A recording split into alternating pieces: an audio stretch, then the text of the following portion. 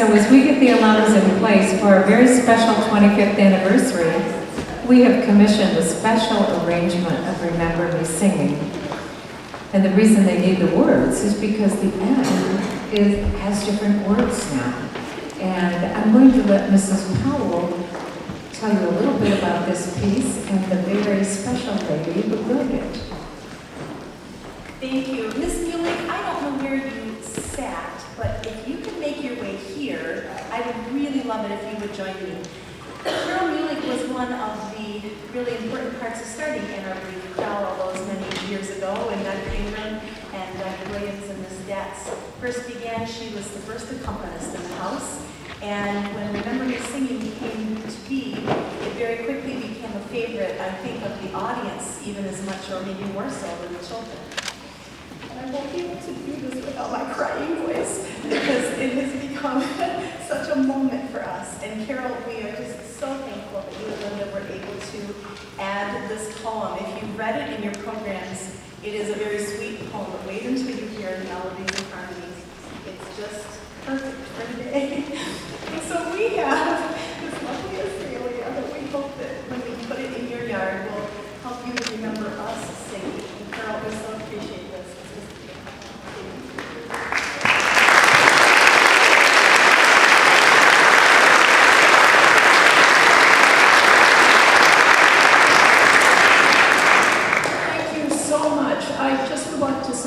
Such a privilege to be involved with the youth crowd. I was accompanist for many years, and being involved with this group has been one of the great gifts of my life. It's just been wonderful. So the opportunity to write an extended version of Remember Me Singing was really special, so I'm looking forward to hearing it.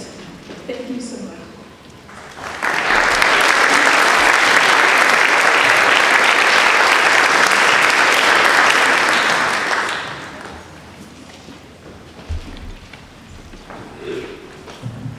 Mrs. Kidd will announce our guest conductor, the one part of the history of Youth Chorale that I very conveniently omitted for this moment. Okay, so it's my privilege to introduce my friend and my colleague at Huron High School, Dr. Richard Ingram. Dr. Ingram is the founder of this organization. And he'll tell you some history about it, but he, along with Ruth Datz and Donald Williams, had a vision for young people singing in Ann Arbor, an extension of their school programs, not instead of, but an extension to that.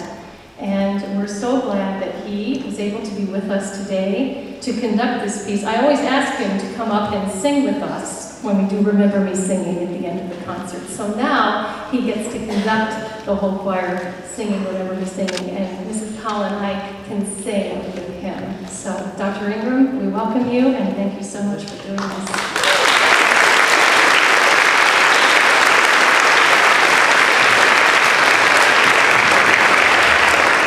Okay, before the music body said I have 90 seconds, so here it is.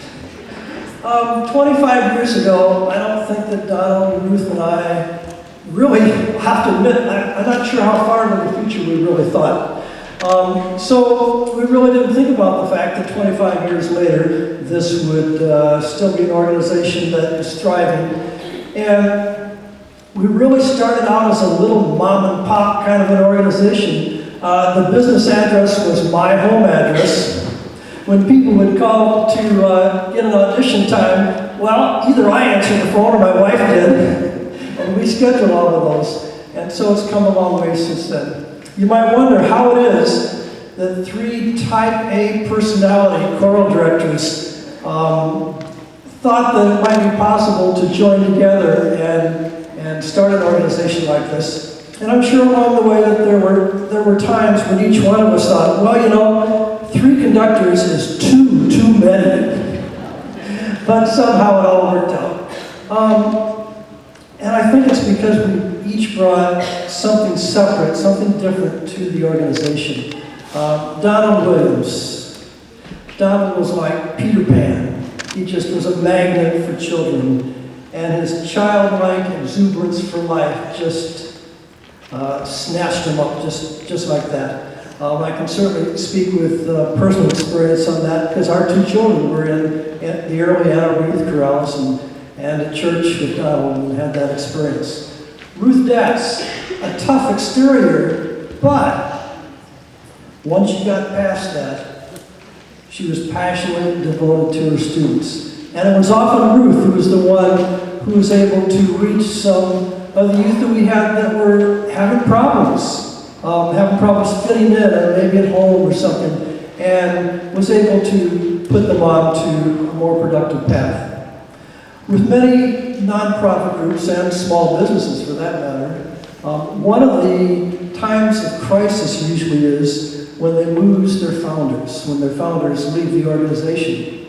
Well, the Ann Arbor Youth Chorale has not only survived having its founders leave the organization, but it's thrived. I think for three main reasons. Outstanding musical leadership, as you've seen this evening, outstanding administrative leadership, and outstanding volunteer leadership. All of these come together to make an organization that continually grows and gets better and better. One of the things that Mrs. Powell told the desk at choir kids yesterday, and I love their reaction, she said, you know, in these 25 years, we've even had 2 youth chorale kids who later got married. And their reaction was, oh, yuck! It is true. We do have one youth chorale marriage, and it's been going on, I don't know, 4 years or 5 years or something, and so that's good. So youth chorale's done a lot of good things. So I'm very happy to salute the Ann Arbor Youth Chorale on their 25th anniversary, and we look forward to many more years of great music making. And now on for our grand finale. Before we do that, the board has a very special gift for Dr. Ingram as the founder. You know, we've only had our pins for a few years. Dr. Ingram